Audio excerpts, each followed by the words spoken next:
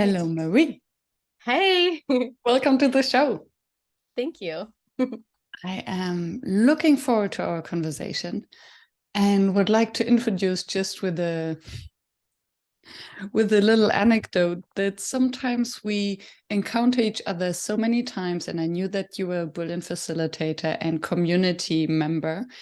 And then by pure coincidence, I learned that you're an expert in accessibility and inclusion. And listening to you, it just blew my mind. And I thought, okay, more people need to know about that. So I'm very grateful to have you on the show today. Thank you. I'm so glad to be able to share more about this with the facilitator community. Yes, I'm sure that I am not the only one being partly ignorant on many of these topics. And before we're getting there, always start with the same question. When did you start calling yourself a facilitator? Assuming that you do. I do. I don't call myself an expert. I don't like this word, but I do call myself a facilitator. I think I started in 2019 to call myself a facilitator. I trained in 2016, but it took me a bit of time to build the confidence and the assurance that I was getting better at developing fully fledged sessions and workshops that were effective. And so I only started calling myself that in 2019. Was there was there a specific moment or instance that you suddenly thought, oh, huh, I got that? Yeah, I think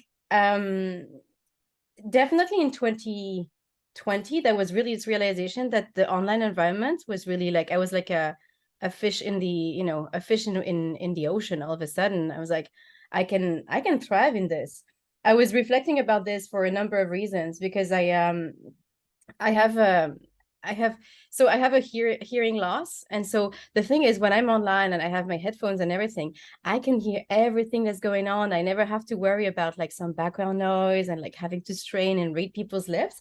And so this is actually making it a lot easier for me. And people are saying like, oh, you're really good at this. You should do more on this. And I was realizing like, oh wow, so I can do this. Yeah, like this could become my full-time job. And so it did. Oh, wonderful.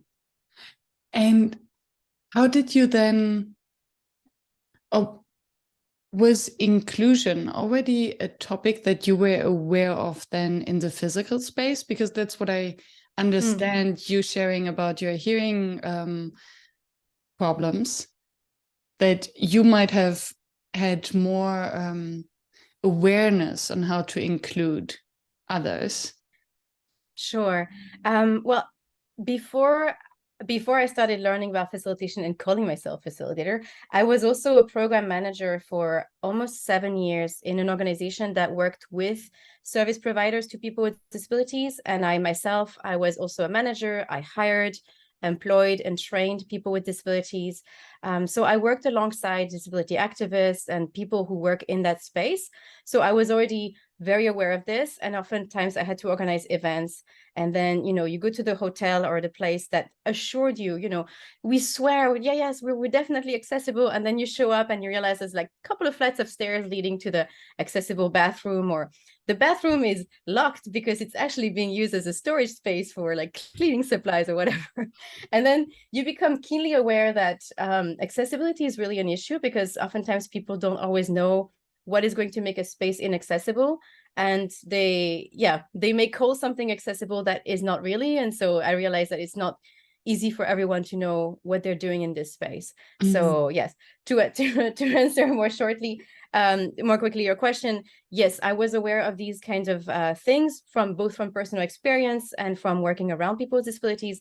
And I was keenly aware that already in the physical space this was an issue. But I also wanted to more recently start really studying and delving really deep into what makes online sessions accessible as well. Yeah. And I loved your example that of the physical space. Yes, it's totally accessible. And then there are still the 3 steps leading to the so accessible bathrooms. And I can only imagine that it has to do with our biased awareness. So if it doesn't affect me, I don't pay attention. And then I don't even realize these 3 steps because my brain doesn't notice them. And only if I am either trained to pay attention or I'm in a wheelchair, for instance, myself, then I will surely notice. And I can imagine that this is only one of the very obvious accessibility issues. And then when it comes to the online space, there are so many hidden traps. Because, and maybe that's a good way to start the conversation, is when we speak about accessibility, what does it actually include and exclude? Sure.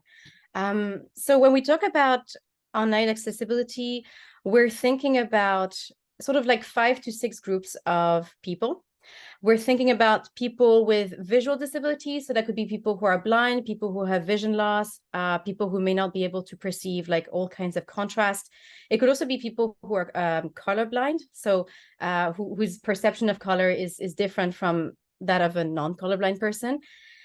We have people who are deaf or hard of hearing. I don't always include myself in that last group because I'm not like, I feel like I'm not sufficiently like, impaired, let's say, to call myself that, but I am conscious that it does sometimes inconvenience me.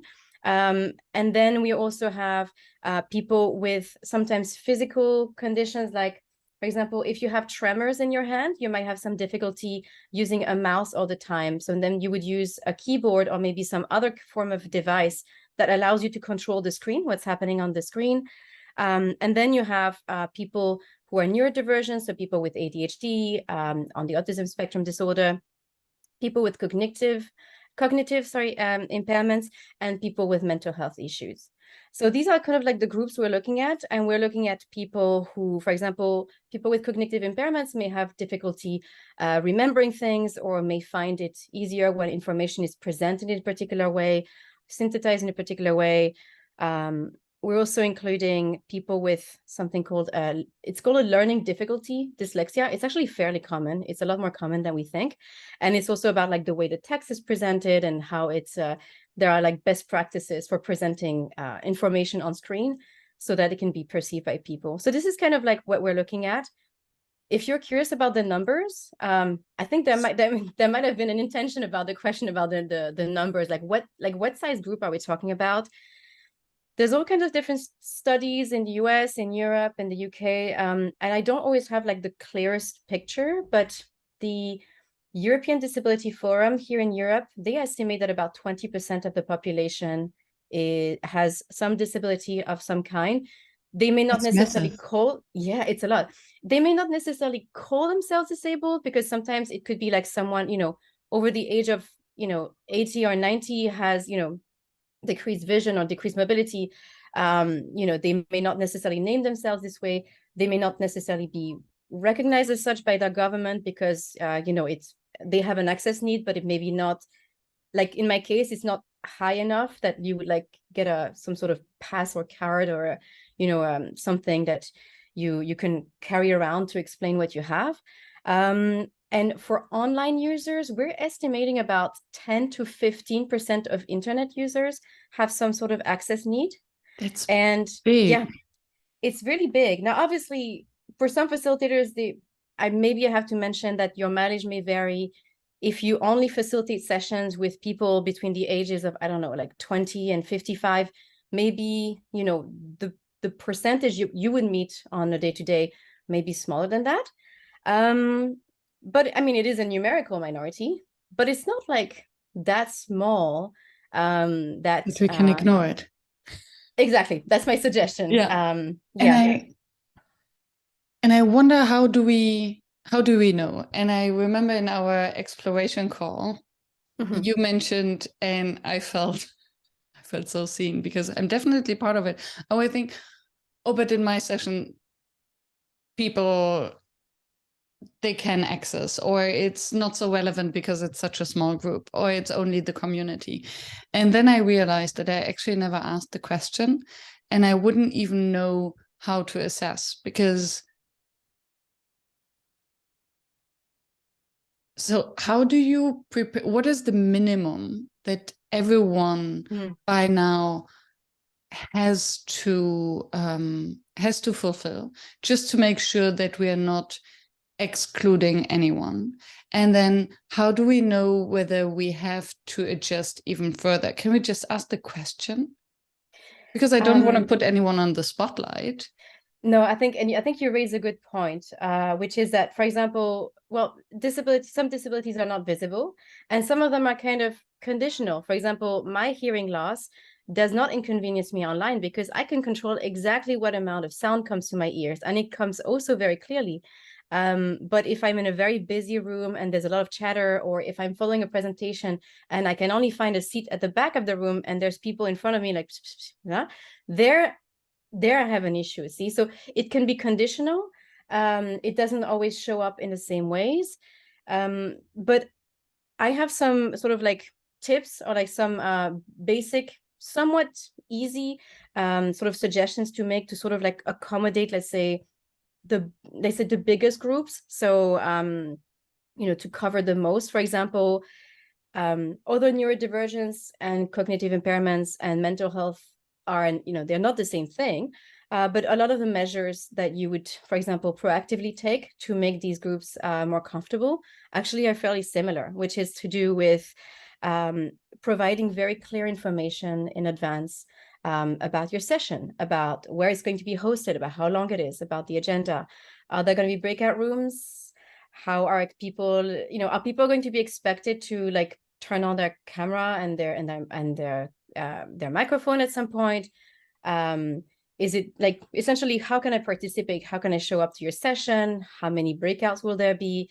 This can really be helpful for people who have anxiety, or just generally people who find it useful to know exactly what is going to be expected of them, so that they can know that, for example, if they're having a, terrible, horrible, no good, very bad day, and this is a highly interactive session, then maybe they know that they can sit this one out, or this one, actually, it's okay to participate at a lower level because there will be possibilities to, to like sit out breakout discussions, for example.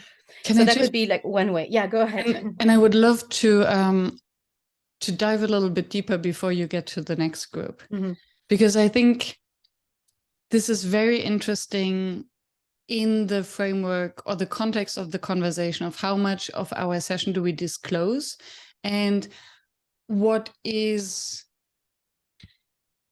how much can we actually plan ahead of our session, assuming or knowing that lots of things have to change once we enter the room. So maybe if we're hosting an open general workshop, a personal growth workshop, we pretty much can follow the agenda.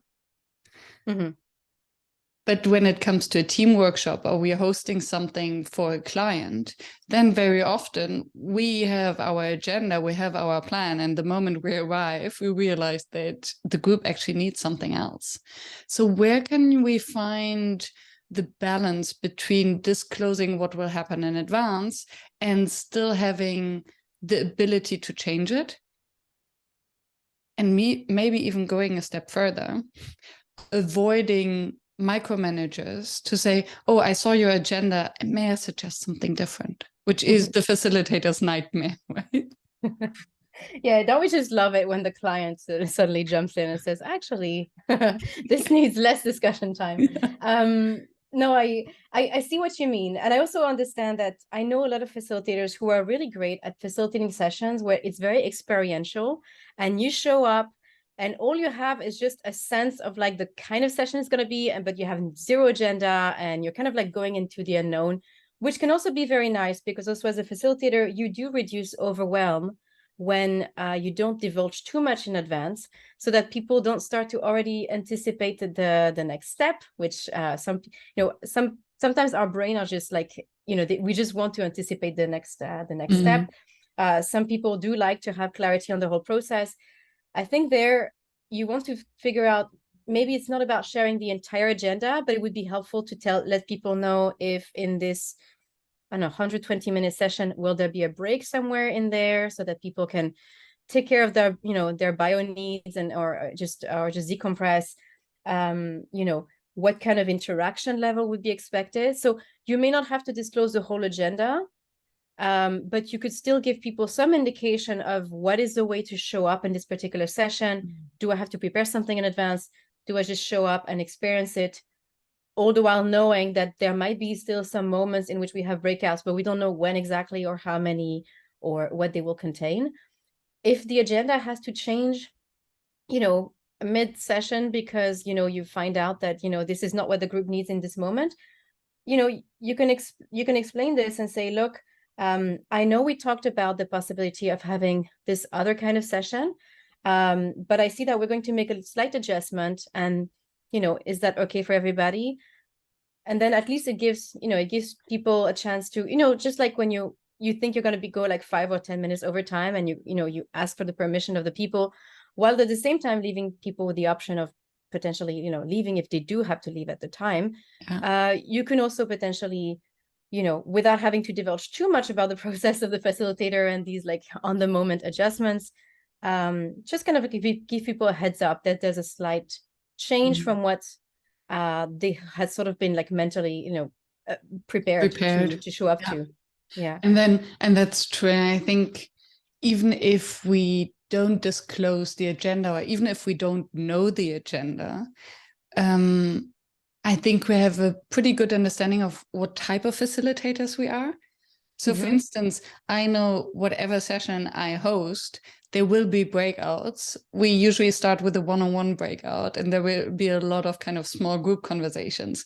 So no matter what we're going to discuss, it might then be helpful, if I understand you correctly, to just highlight this in advance to say, okay, it's highly interactive. There will be small group breakouts. And if you're not comfortable with that, the session might not be for you. Right. Or maybe let people rename themselves in Zoom with like a little icon or something before their name. And you create a group, a breakout room of people who just chill and do whatever. Want to be in a breakout room.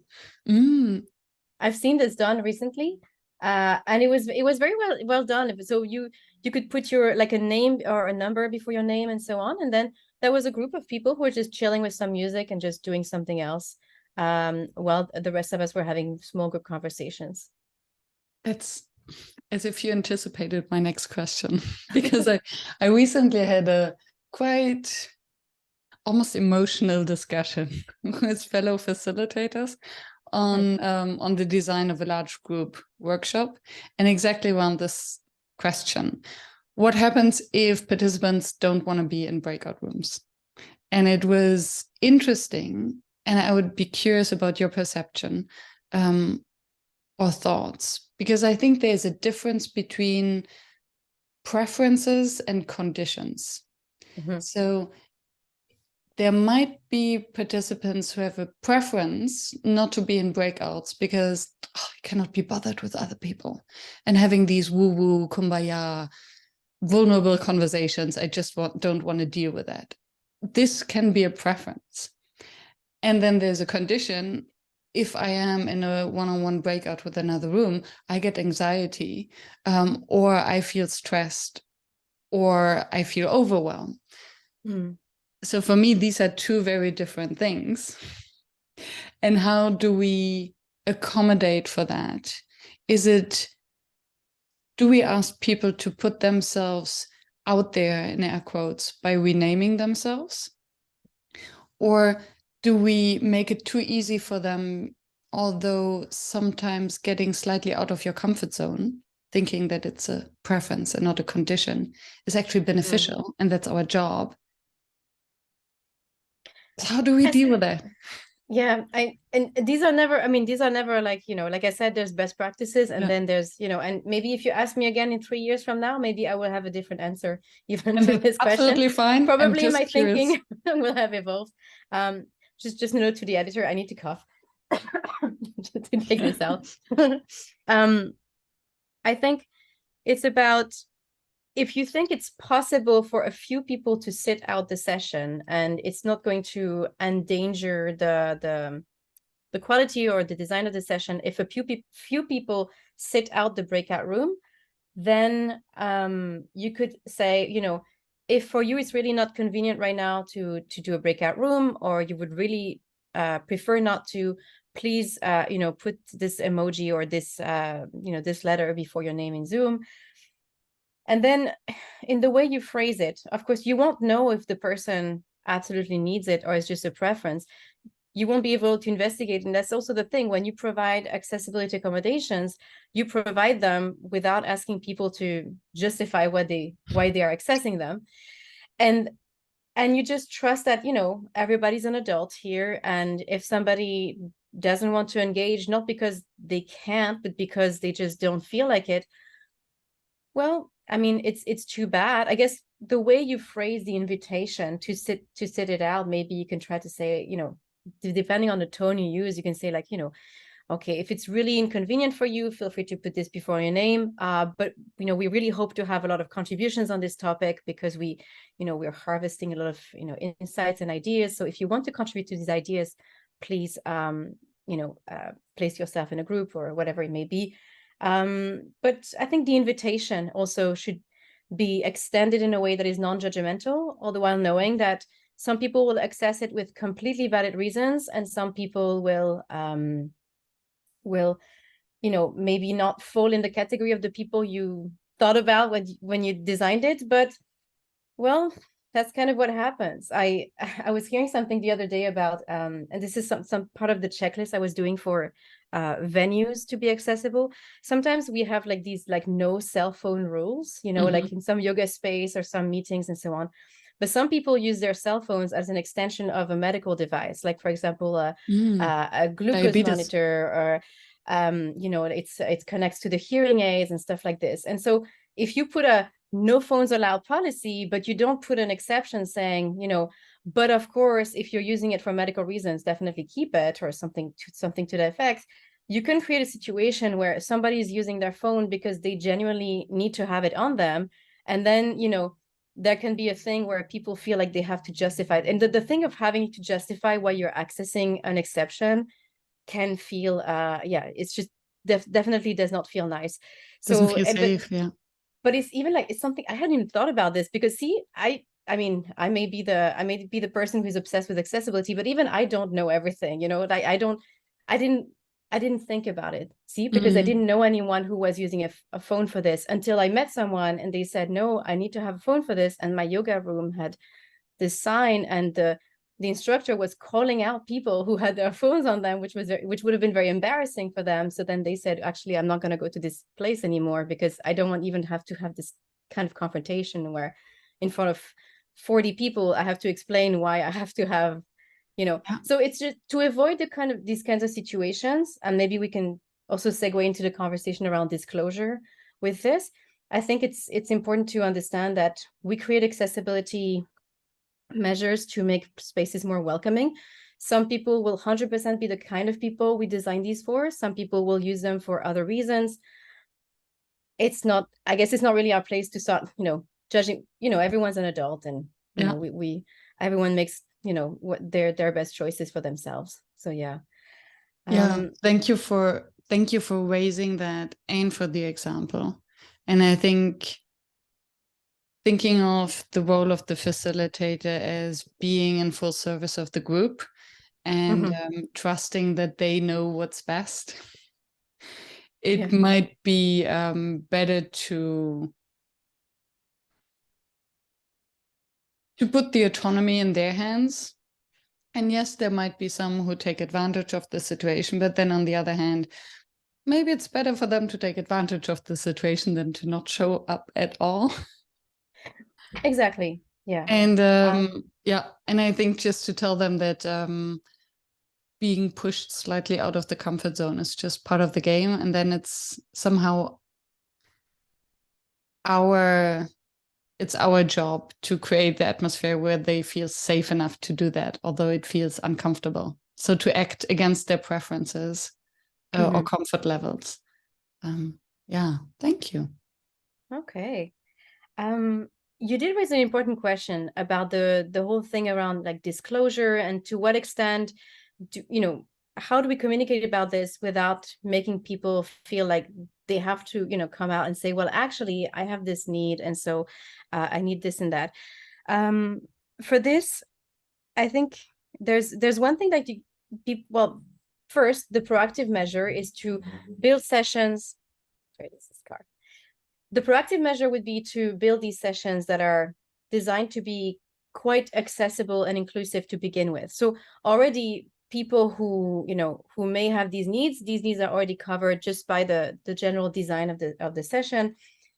Then what you could still do, and this is what I encourage facilitators and event organizers to do, is to communicate proactively about, so like I mentioned, you can communicate about how the session will be, you can communicate about the kind of technology we will use. For example, we will have this session on Zoom, and at some point we will move on to Miro or Mural. You can even link to something called an accessibility conformance report. And I know both Miro and Mural have them because I've checked them out because I'm nerdy like that. And they both have tested their apps, their software, both in the browser and in the app version, if there is an app version. They've had it tested by disabled users, people with visual impairments, people with people who use, for example, their keyboard to control their screen. They've had it tested, and they have rated it against a standard. So if somebody has an accessibility need and they're not sure if this new tool that they never heard of is going to be good for them, they can also check the conformance report. And then based on that, you could still have a little box when people register, or an opportunity to reach out to you directly if this were on the Never Done Before community, for example, to say, hey, actually, it would be useful for me if I were able to have a link to the slides, like 5 minutes before the session starts, so I can follow along. I won't save them, or maybe the link disappears after the session is over, just because I need to be able to have my computer read out the text to me, or I need to be able to enlarge it in a way that when you share the screen, it doesn't show up quite as crisp and as large as I need it. Hold on. Be right back.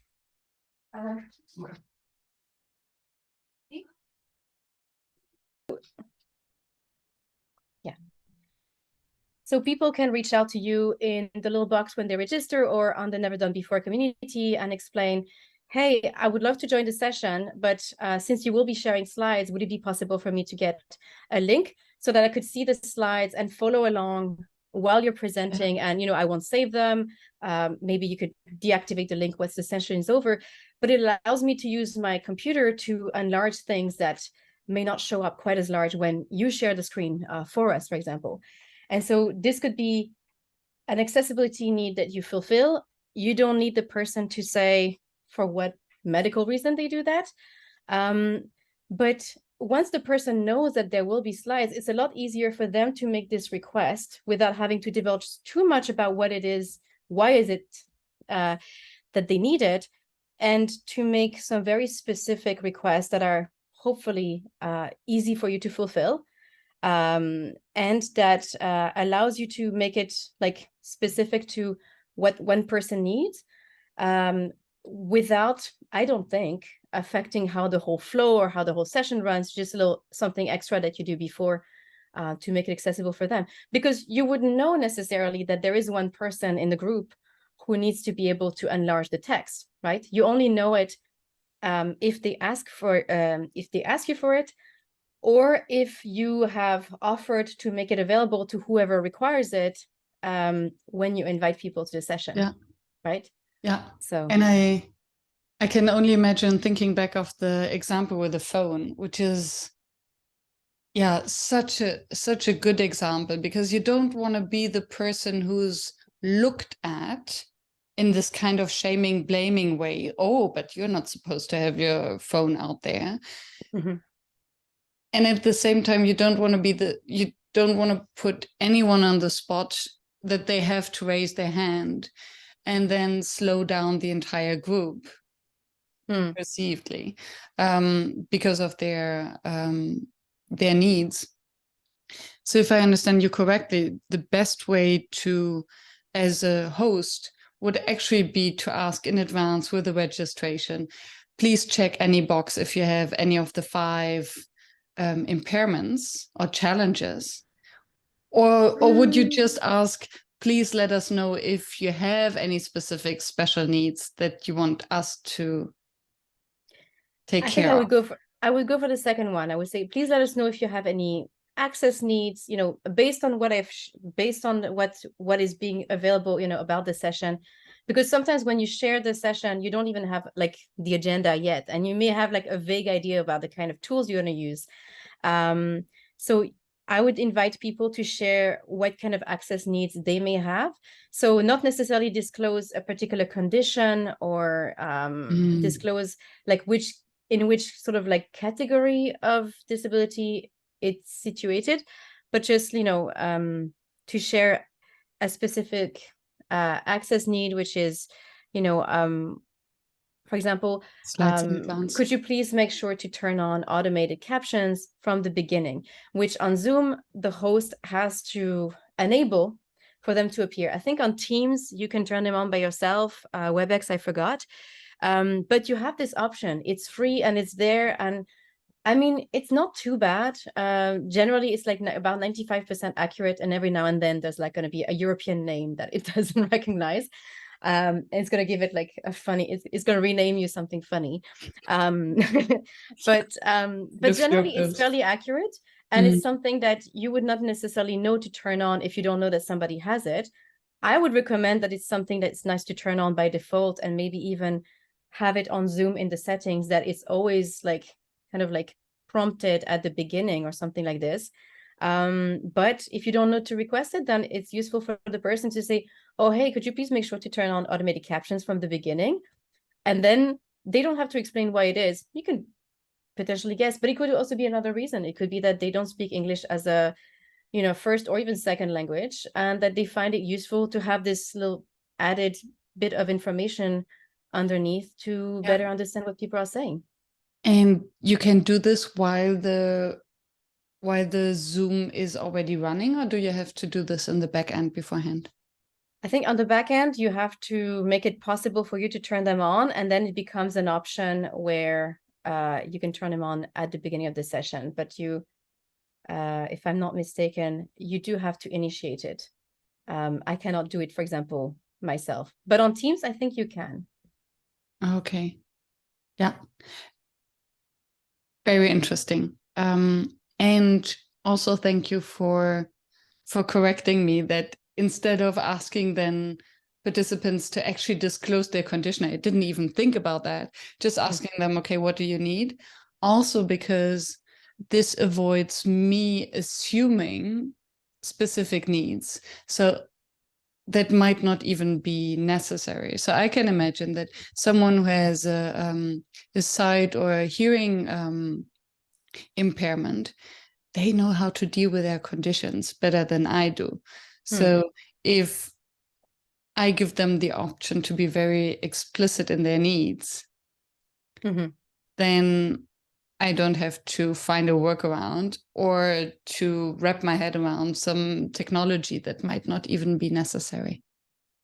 Exactly. I think it's, and the two examples I gave you, like, for example, sharing a link to the slides, even like just a PDF version, like a modifiable version. If you're ever like, sometimes people are worried about that content being like, extracted and used in other contexts. Some trainers are a bit like that as well, I've noticed. You work with trainers, so maybe you know as well. But turning on the captions and sharing the link to like a PDF of this, an accessible PDF of the slides, those are like, they really only just take a few minutes so they're not even like massive, they don't cost you anything. They just take you a few minutes. If you know what you're doing, they just take a few seconds. And then the question is, it's fairly easy to do it, but you have to know that someone needs it. And this person knows exactly what's going to be convenient for them. So if they know the technology, they might well know what is helpful. What could happen is that they don't know the technology and they don't know what the technology can and cannot do. And then maybe you have to do a bit of work of, researching and figuring out, okay, how do I do this? Can I do this? But generally the fixes can be, Googled and accessed fairly easily, hopefully. Yeah. Yeah. And I wonder, well, I interrupted you while you were going through the different groups. Marianne, I could talk about this stuff for hours. I could talk about it until the cows come home, and then the next morning at dawn, I'm still talking. So please do interrupt me every now and then. I'm very glad. I just didn't want to interrupt the flow, so I paused you to dive deeper into and I think we started with the breakout rooms and whether someone feels confident or a preference versus a condition to join breakout rooms and to know more details about the agenda. Mm. And then moving to the next maybe groups of how can we accommodate those who are maybe visually impaired? Because, for instance, I have no idea how it would. I feel so incompetent in this topic that I wouldn't even know how they can access a computer or be aware of my session in the first place. So if someone cannot see the program, how do they know, how could they potentially sign up for my workshop and be there? So, and I think this might be the ignorance that hopefully not only I have, why we sometimes have a tendency to ignore that people with physical challenges might end up in our sessions. So how can we create this understanding of how someone with a disability can navigate the internet or digital tools in the first place? I think that's a really good question. I was telling you earlier about a resource hub I'm creating about information about this, and there's a lot of really cool websites and also some like Chrome extensions that have been created to allow you to see, like basically see things through the eyes of someone who has a glaucoma or someone who has like this kind of color blindness or that kind of color blindness, because there's not just one kind of color blindness. There's like different kinds. Or to see what text looks like to a dyslexic person. So there's plenty of like little tools that allow you to kind of like experience it and sort of like get a sense of, okay, so this is what it's like to have like only a spot in the middle that's clear and everything around it is fuzzy or, you know, something or the opposite. And to basically navigate the web. I even thought it might be funny, if you want, I can do this later, to show you what the Never Done Before website looks like to a colorblind person. You will be amazed. The color palette is very different, but I like it. I like the pink. You're thinking there's no pink on there. There is if you're colorblind. So there's different kind of tools like these.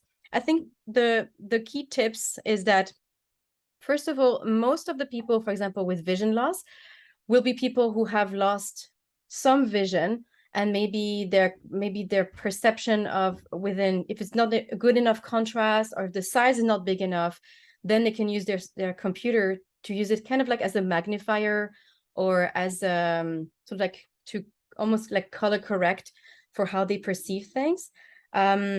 The computer can perceive a lot of the text if the document is made accessible. And I have also a whole module on how to make a document accessible, how to make sure that the pictures have an alternative text that describes what is in the picture so that it doesn't just show up as there's a picture and we don't know what's in it, for the screen reader. And indeed, the screen reader. So the screen reader is essentially when you control your computer using keyboards on your keyboard shortcuts. And there's a million of them, Miriam. I try to use a screen reader, like just to get the experience of like what it's like to control my screen and hear what a blind person sees when they are navigating the web. But it's really not easy because there's plenty of shortcuts you have to know. But essentially, it allows you to read what is being written out there, to get an understanding of what the images contain. If you're in an app, you can see, okay, so we're in Zoom, it's recording, and then you can see all the little buttons at the bottom that you can interact with. These also become like a panel that you can interact with so that you yourself can post a message in the chat or, unmute yourself or do things like these. So you can perceive a lot of things using screen readers. Other people who use screen readers could also be people, I mentioned earlier, people who have tremor in their hand and do not use their mouse.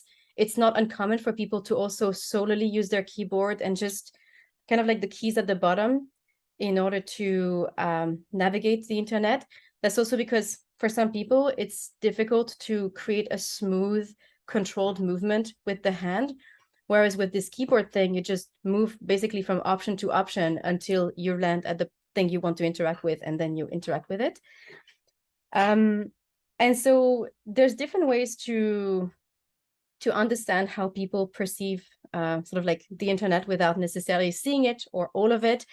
I'll share these resources because I think it's definitely, it helps build empathy and knowledge and understanding. Like we mentioned, a lot of it is, I don't think it's people don't care, it's just people don't necessarily know what it's like, right? And also what you can do, I think, as a facilitator or just generally as someone who collaborates with others who may have visual impairment or vision loss, is to make your documents accessible by making sure, for example, use sans serif font instead of like, fonts with a lot of serif that can be confusing. Make sure to use the right contrast. There's tools that allow you to kind of like scan websites for accessibility issues, and contrast is almost often like at the top of the list. Creating the right kind of header so that people who use a screen reader can sort of like skim the page by kind of like by chapter head instead of going through all the text. So basically having a hierarchy of content so that they can navigate it better. Yeah, so this is essentially what it would be like for someone to interact with your session. Most of the tools that we use, the Zoom, the Teams, the WebEx, these companies are investing a lot of energy and time and money on making their tools accessible, and they generally are very well rated. And so that's also why people who have screen readers tend to use these kind of like these top 3 generally, because they perform very well. Yeah, that's essentially it. Oh. I'm fascinated by what's possible these days, technologically. Mm-hmm. And makes me aware that just because someone shows up doesn't mean that they all have, they don't have any issues or disabilities, that although they might not be visible. And still somehow I wonder, it is a trade-off, because, so for instance, I love design. I love things to look nice. And I don't like to share slides. That's my own preference. And I wonder, to what extent is there a trade-off between making things accessible, or maybe even too accessible, and then at the cost of taking away some of the beauty and the extra, the little extra care or decoration that would make a difference for those who are not impaired. So where do you see the balance? Can we be too accessible that it then comes at the cost of the majority, or maybe doesn't even bring any benefit to anyone?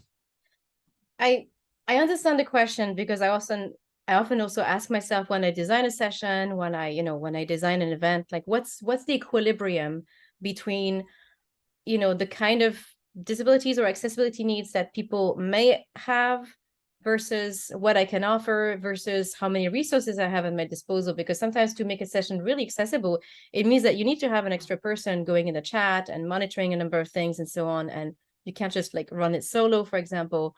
So it's not always an easy balance. The first thing, I think there is a myth around accessibility, that accessibility, it must be difficult, it must be costly, it must be ugly.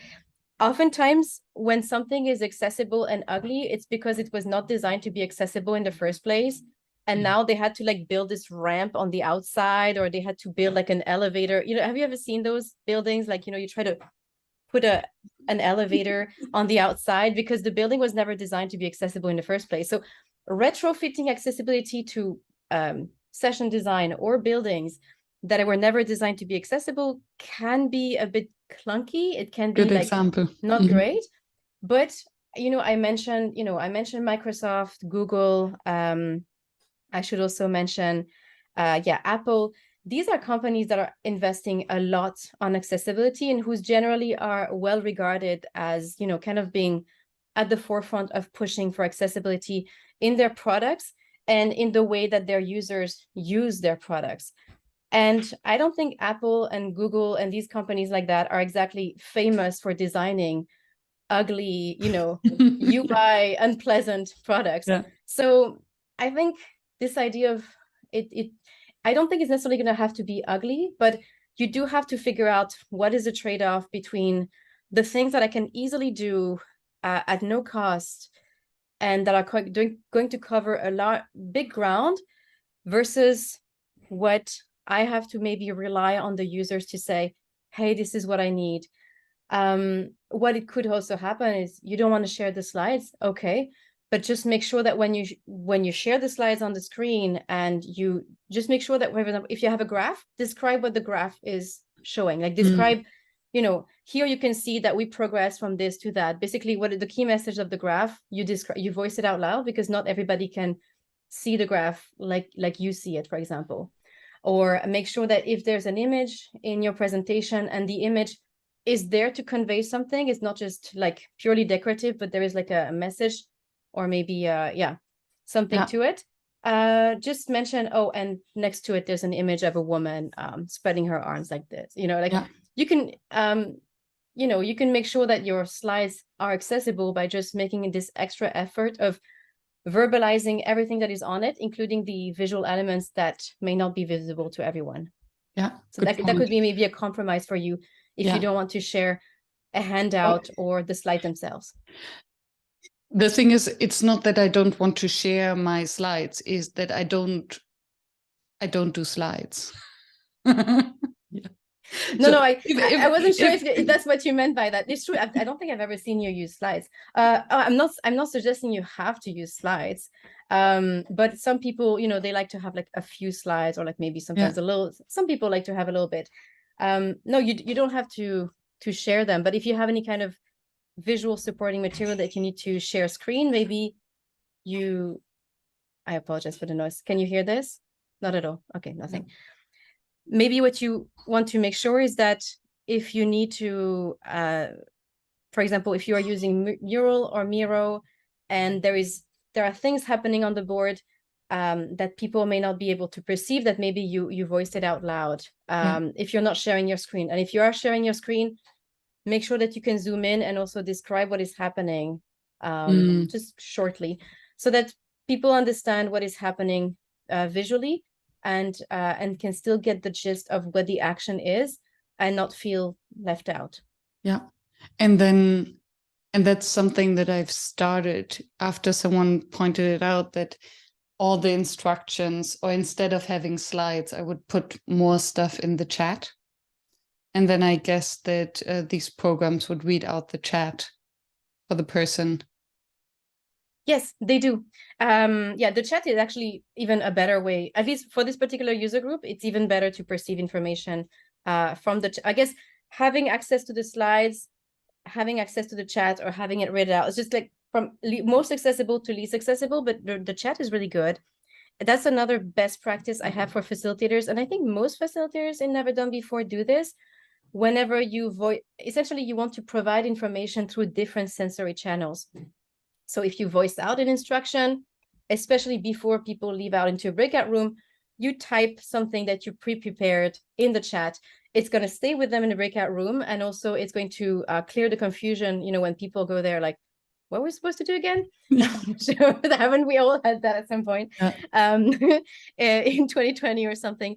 And then it's a good idea also to just to use the chat to kind of like signpost what is happening. You can even use emojis. For example, if we use this swirl emoji, it's a technical instruction. If we use this star emoji, it's like signposting like a new section or something. I've seen some facilitators do this. Again, it requires for you to prepare your script and have all your prompts ready, and then just like copy paste in a very organized fashion, or you can have your tech host do that for you. But presenting information in various sort of like sensory channels is really useful. I mentioned emojis. I realize that some people are not super fond of emojis and they think they're like a little bit immature or something. But there's text information, and then there's emojis, which is like, or any kind of pictorial information can really be helpful in conveying like a tone, you know, something extra to the text. And if you use emojis in some communications, you know this, like sometimes an emoji can really clear the tone of signpost, like this is like serious news, or this is like important news, or this is like more silly news. Using this is also very helpful for a number of people who find that they process information better when it is proposed in small, organized chunks, and even using like icons or emojis to kind of like signpost the kind of content it is. I'm very glad that you're mentioning that, because I was about to highlight you as my role model. I think I saw you doing this the first time to use emojis in the chat when you were, I think you were summarizing something that I or a different facilitator did just as a participant, which was brilliant, just like the little angel who summarizes it for the rest of the group. And I realized that it's so much easier for the eye to capture quickly information in the chat to when there's an emoji attached. So now what I started doing by default, whenever I put instructions in the chat now, every instruction starts with a separate emoji. Then you know exactly the order when starts a new instruction, and your brain can connect it to an image, which makes it better to memorize what actually has to be done. And on top of that, I also recently heard from someone that he was a highly visual thinker. And instead of words and bullets, he was thinking in images. So it's, again, a different way to process information. I assume that it's also on the new diversity scale.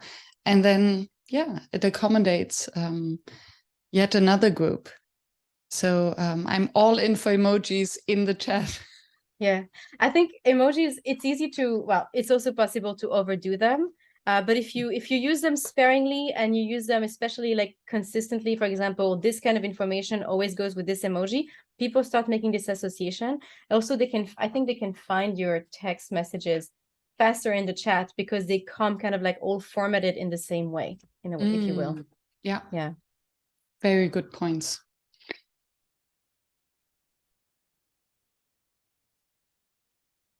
And I have another question, if I may. I'm here to ask questions anyway. Sure. When it comes to language, and do you need to have a little break? No, it's fine. I'm muting myself whenever, because there's someone here, so I'm just muting myself in case there's like, but I'm guessing that you have 2 audio channels, so when your editor, so okay, good. Yeah. Keep going. Do you hear the sound that's going on in my street now? No. Okay.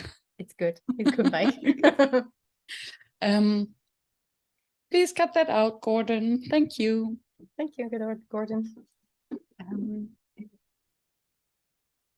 that's another kind of ignorant spot on me. I think that's one of the most vulnerable podcast episodes I've ever recorded, because I have to disclose so many levels of ignorance that I have. When it comes to language and wording, so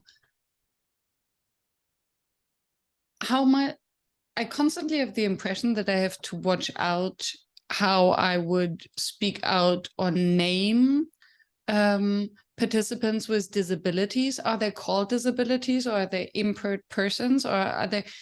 So to what extent I'm overthinking it, and I think it might be different in the US than in Europe, from my understanding. And the second is how careful do we have to be then with our general instructions? Because I must admit that sometimes when a facilitator says, please get up off your chair if you're able to do that, if you can do that, please roll up your sleeves. And at some point I thought, okay, it's just too many words for very simple instructions. Is this very necessary? I think that's a very good question. I'm going to give you the kind of like the short kind of like, these are the suggestions of like the kind of wording that you can use, and also like maybe a slightly longer explanation, because it's very exciting, Miriam. There's like a cultural shift also around the way the disability community itself is using language about themselves. So it's a constantly evolving topic. And again, if you ask me again in 3 years, maybe I will give you something slightly different. The short, quick answer is, you want to either talk about people with disabilities or disabled people. The first one being what we call person first language, and the other one being identity first language. There's a bit of a debate in the community whether we should use one or the other, but I would consider that both are fine in the sense that none of them are offensive per se. Using the term impairment, some people have an issue with the term impairment because it sounds like, you're saying that they're not functioning to the level that non-disabled people are. But then you can use the word condition if you don't mind, because condition is fairly neutral and just alludes to like a medical state, perhaps. What you want to avoid is a language that applies a label, like, people with this kind of problem, or people with suffering from, you don't know that they're suffering, so that's also like very much a value judgment that a non-disabled person would apply to someone that they think is suffering, because they think, well, if I were me, obviously I would be suffering. This person may be living their best life, and we still think they're suffering somehow. So you want to avoid language like this. And I think, for example, if you were to give the instruction, please get up from your chair if it is possible for you, or if you're able to, is a perfectly fine way to phrase it, and then move on to the rest. The people who are not able to get up from their chair will know that this was, meant for them. Maybe my one on the other, like, small recommendation for facilitators and just the population in general, we don't need to shy away from the term. We don't need to shy away from the term disability. The community itself is not offended when we talk about a disability. We're thinking about it in terms of, it's the product of the person interacting with an environment, right? So they're not disabled by their condition. They're disabled by the fact that if you want to access this building, it's not accessible to you. Or maybe sometimes it's that the mentalities are not making a space accessible for you. What we want to avoid are the terms that kind of like sidestep the disability and don't really name it, like differently abled, handicapable. I see these terms sometimes. I know it's more like US, and it's not just very infantilizing, because I've almost never heard these terms applied to like an adult who was being treated as an adult. But they're kind of like avoiding the whole like discrimination thing. They're making it sound like, oh, we all have different abilities. Well, yeah, we all have different abilities, but there is a community that has been, discriminated against for hundreds of years. And we still have around us the architectural, consequences of that. So, using these kind of like terms that kind of like hide the, it sounds like these terms are created to make non-disabled people feel comfortable, but they're not naming the problem, if you will. Mm-hmm. So the problem is the exclusion, or the problem is that the environment is not accessible. And so the problem is not with the person and their condition. So as long as you use terms that, name that it is a disability and don't apply any value judgment on what the person is experiencing, I think generally it's a good sort of like, sorry, can you hear that? You can't even, okay, that's a really good microphone. As long as you use terms that you don't use a value judgment, generally it goes quite well. If ever you're not sure and you're referring to a specific group, for example, you're not sure how deaf people prefer to be referred to, or you're not sure how autistic people prefer to be referred to, you can go on the website of a disabled person organization. There's like, for most disability, there is a national like entity, or like there's like or maybe even an international representation. And you can see what kind of language they use about themselves. Sometimes even they themselves will say, well, for example, autistic people prefer identity first language. They prefer autistic person rather than person with autism, generally speaking, especially the young people. And it's also part of a movement of saying, my disability is part of my identity. We don't separate it from me. but we understand that it is one of the many facets that make me, right? And that's the way to look at it. It's a really long explanation. I don't expect it to make it all to the podcast, but I've basically then explained I think it's the short very version and the long important. version. Yeah. I think it's very important, and thank you for taking the time to walk me on behalf of the audience through that. And I wonder whether what you shared last about about autistic persons, that they prefer to be named as such, that it's part of their identity, whether this is because it's a cognitive situation and therefore part of the personality, because they process information and therefore interact with the environment on a communicative level. I think there is part of that. It's that it affects the way my brain functions, therefore it is part of me. I think sometimes groups, for example, groups of people who have a physical impairment, they might prefer to say, I am a person with spina bifida, for example, because they kind of like separate in a way. There's my brain and then there's my body, but there's like my brain, my soul, my body, and in a way my body is not who I am and my personality. Whereas for autistic people, I mean, I have ADHD. It's 100% part of like, how crazy obsessed I am with accessibility. It's part of what makes my personality what it is. It would be very difficult for me to try to separate it from my identity, because it really shapes the way I look at things, the way I communicate. It shapes the opportunities I have in this world, or the ones maybe I have less of, but it shapes the way what makes me unique. And so it's true that for disabilities that are usually thought to be like maybe more shaping how the brain works, maybe it's easier for people to say, well, actually, this is 100% part of me. It's not a part of me that I reject. And a lot of autistic people will tell you, like, I'm proud to be autistic. Like, there's 0% of that I reject or that I wish were different. Yeah. Thank you.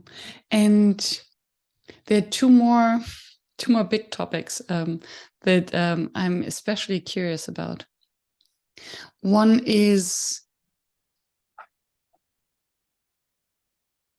may be a deep dive, since you also mentioned it, that you have ADHD, and I think this is a condition that more and more get diagnosed with, or realize, or have the impression that they're affected.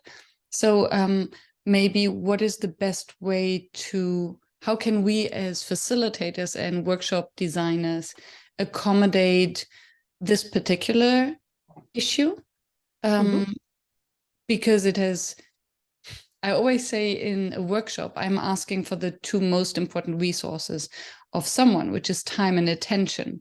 So if there's an attention disorder, naturally, how can I accommodate for that and make it easier? How can I facilitate attention? So that's one question.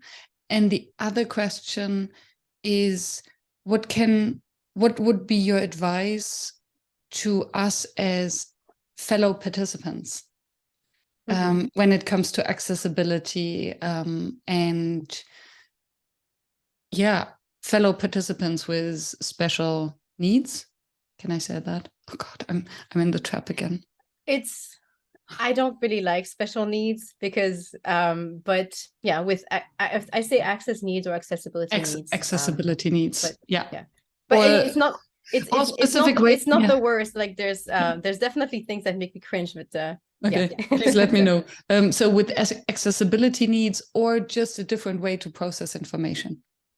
So first ADHD and then us as participants. Sure. So I should probably mention that ADHD does manifest itself in different ways, and for some people, or sometimes it can be, in a difficulty to focus, but sometimes it can also be hyper focus, which is like which is when it's 2 a.m. and I'm still working on something because I completely ignored my biological needs and I just like transfixed by something and I have to finish it and I have to do it now, and I didn't even see this time go by, and it's been 4 hours. I haven't fed myself. I haven't been to the bathroom. I really need to take care of my sleep. So attention does not always mean like, oh, squirrel, I get distracted, something shiny over there. But it can also mean a tendency also to like really dig deep into topics of interest where you actually have trouble kind of like pulling yourself out and taking care of like biological needs. So for example, when you design the session, it's useful for me to know if there's going to be a break in the middle, because essentially you're forcing me to take care of myself. I also realized that for people who have, a lot of people have ADHD and anxiety. And if you have anxiety, you like to know what is coming next, right? Like I mentioned earlier, you like to know that there's going to be more stuff. But also if you have ADHD, you sometimes have a difficulty to focus on the task that is after the next one. So you can only focus on what's ahead of you. And it's just like, I need to focus on this thing now. I will think about the next steps later because I can only put all my attention here. So I realize what I'm saying is very contradictory. Tell us what is coming, but actually don't, because it could distract me. So I think it can be helpful when you design a session to just give people instructions one thing at a time. I think most facilitators do this. Most facilitators are trained to just give people a little bite, a little activity, and don't anticipate by telling them what the next activity after that one will be, because then their brain is already going to that. So just give them the instruction for this activity, and once the time is over, you'll give them the next instructions. And to some people, this may be frustrating because they wish they knew, but for some people, it really helps with the focus and also reducing the overwhelm. I'm only dealing with one thing right now, and that's all I can handle anyway. What can other participants do?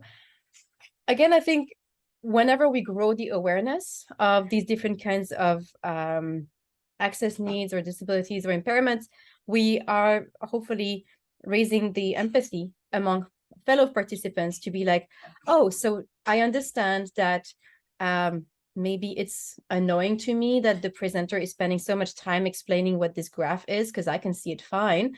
But once you understand why they are doing that, then you can be like, okay, it's true, we are taking a bit of extra time to explain how the automated captions work and how you can hide them and how you can move them around. You can even make them bigger on Zoom. So if you also have a visual and hearing impairment, you could actually have like really big text and be able to follow very well. So having some empathy for understanding that maybe the startup phase of workshop may be a bit slower because you're covering a lot of like accessibility, sort of like mitigation measures, like we're going to have this, we're going to have that, and so on. I think having patience and having giving people a bit of grace, right? So if you're in a breakout room with somebody who, like, someone is just like not interacting a lot, just try not to apply judgment. They might be going through a really, like I said, a terrible, horrible, no good, very bad day.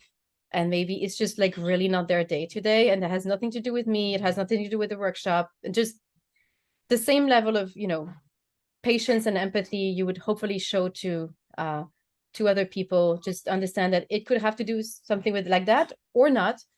But I think increasing awareness that sometimes it does slow down a little bit the kick off the workshop, but it brings potentially benefits to more people. There is one thing I wanted to share with you. I may have shared it in the pre-interview. Is this thing called the curb cut effect?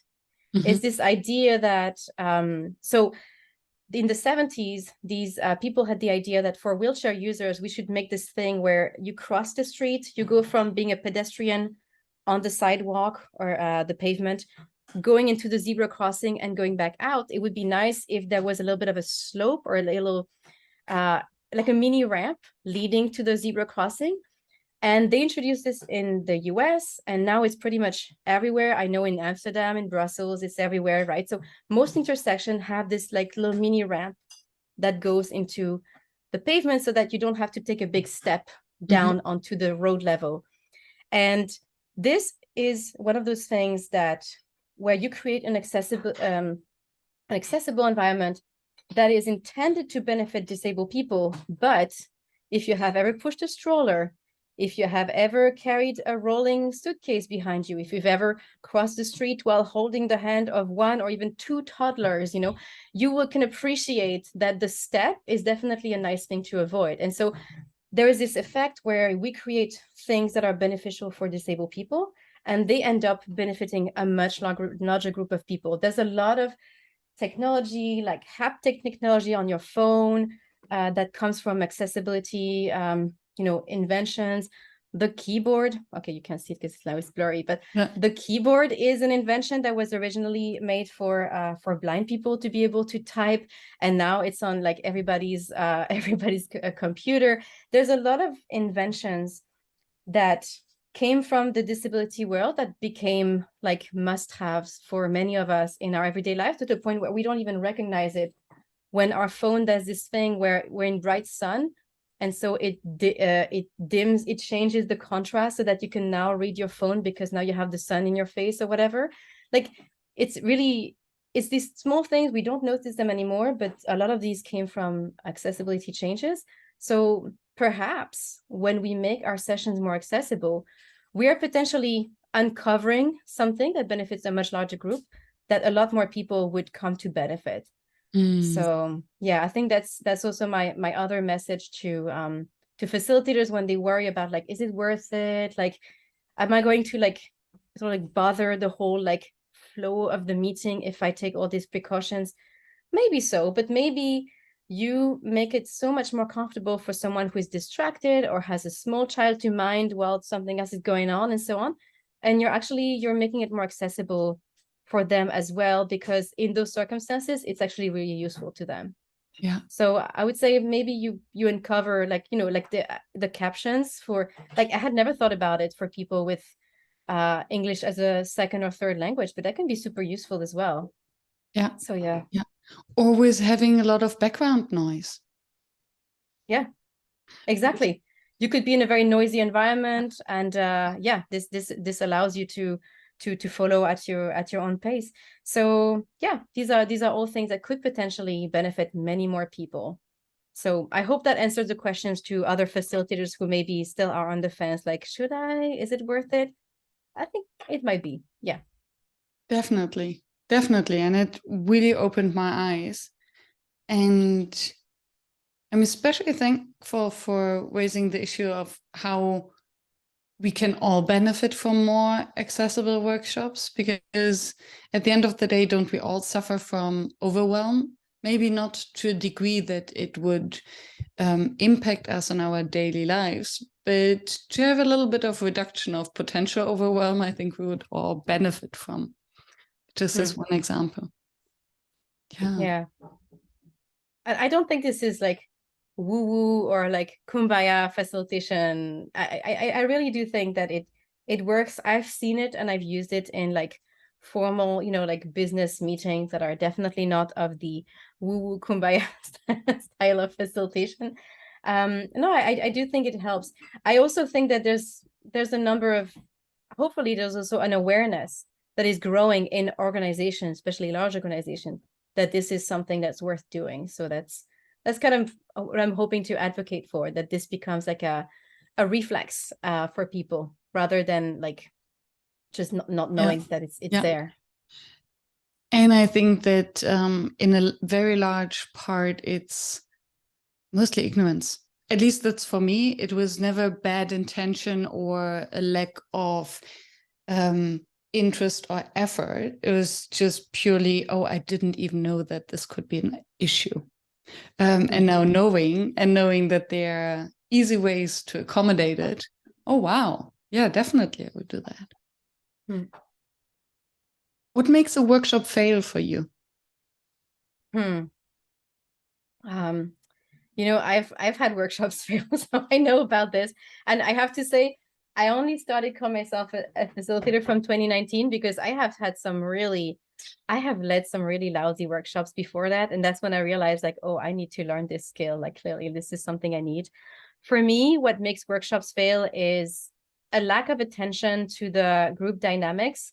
So not reading the room, so to speak, and not understanding what makes a truly inclusive session. For me, that would be like, you may technically reach the objective, but you may have completely missed the mark in terms of full participation, which probably was maybe also one of the objectives there. which is nice, and then, well, would open the door to an entire different podcast episode of just because it's accessible doesn't mean it's also inclusive. So there Yeah, might I be mean, two obviously, sides of the same coin, but very different anyway. yeah. I think it's we were discussing this with a group of facilitators some weeks ago about, is it about making the door wider? Is it about sometimes maybe you think that you don't have any disabled participants, because if they don't know that you proactively communicate about how accessible your sessions are, maybe that's why they don't join. Like people with disabilities have had many experiences of showing up to something that was supposed to be accessible, and actually their participation and their experience was not great. So then, when you've been burned quite a few times, you try to be very cautious of where you go and what you participate into.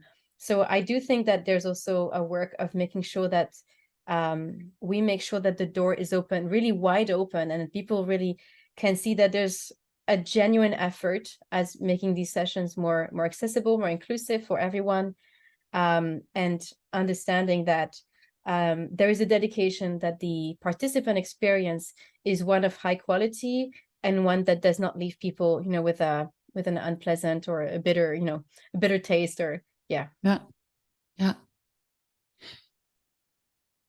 Is there still something that you feel challenged about when facilitating? Sure. I mean, I actually, I think I wrote something about this. So I'm pretty hard on myself. So usually I have a good understanding of what my session objective is, and I know when I've met it.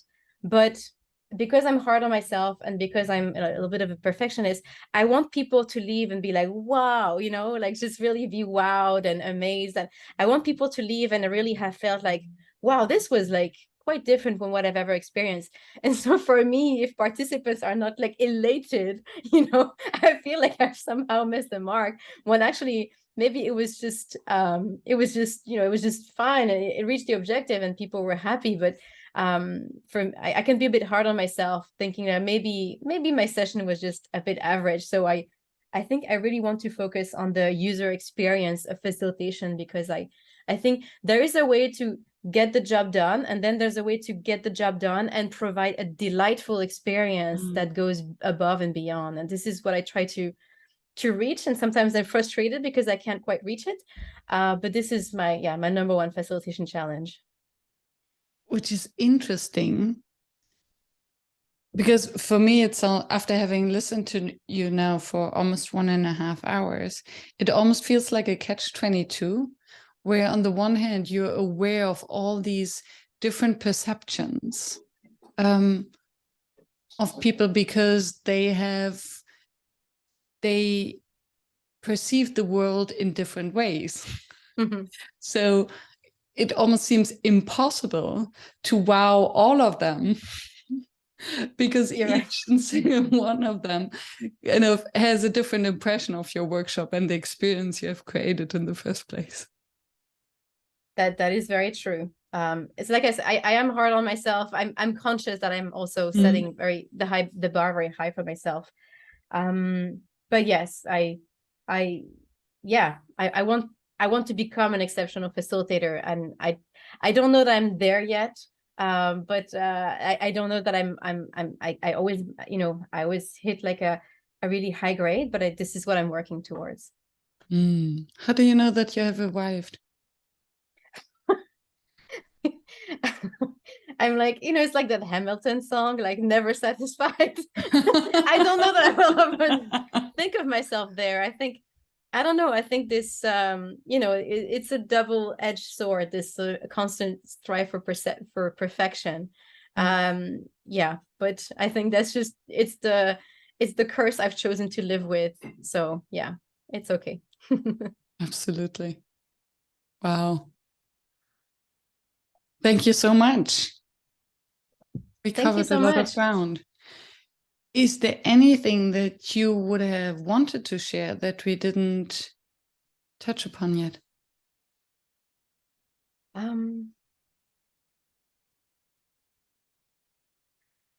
maybe just to kind of like summarize well, I'll be writing a series of posts about, these kind of like top 5 things that facilitators can do to make their sessions more accessible. I will be summarizing this because I think it's definitely worth sharing.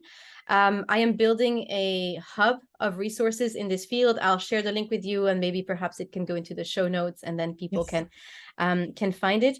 I think my key message here is that accessibility is easier when you make it part of the design from like the blueprint, like really conceptual level from the beginning. And then it becomes almost like a habit. It doesn't have to be overly complex or complicated. It's not always going to be like the easiest decision, like we've covered. There's an equilibrium, and you want to figure out what is the best use of your time, resources, and abilities, and so on. But there's definitely some measures that are within reach, not going to cost you anything. Just take a little bit of your time to make your sessions more accessible, and already you can make a difference for quite a few people. And I think that's definitely worth it, and potentially uncover some technique that ends up making the session more accessible to people who may not have realized that they would have needed this thing even when they came in. So there's proactive stuff you can do, and then there's reactive stuff in the moment. Yeah, as long as you just keep learning and developing this awareness, this knowledge, you grow your empathy, and and then there's no reason that you should feel like, oh, I don't know anything about that. And like I said, even myself, I'm still learning. I'm still discovering things that I hadn't thought about. And I'm like, oh my goodness, that's right. What about these people? So there's never really is like a full expertise on this. I have the experience of my own conditions and things, and I have what I hear from others. But I think it's definitely worth also listening to the voices of people. I'll be working at sharing those as well, because I don't mean to be speaking on behalf of other groups necessarily, but I do mean to advocate for that. I think it's definitely worth it, and I want to thank you for your commitment to this, and for looking at how we can also make our festival also more accessible. It's going to be fun. Yeah. Yes. Thank you so much. And I will put all the links that you mentioned in the show notes, and how to contact you for those who wish to have more information and to work with although you don't want to call yourself an expert, I can call you an expert on accessibility issues, and would love to hire a consultant for their online events. Sure. Thank you. Thank you so much. That's the end of the podcast jingle. Yay, you did it.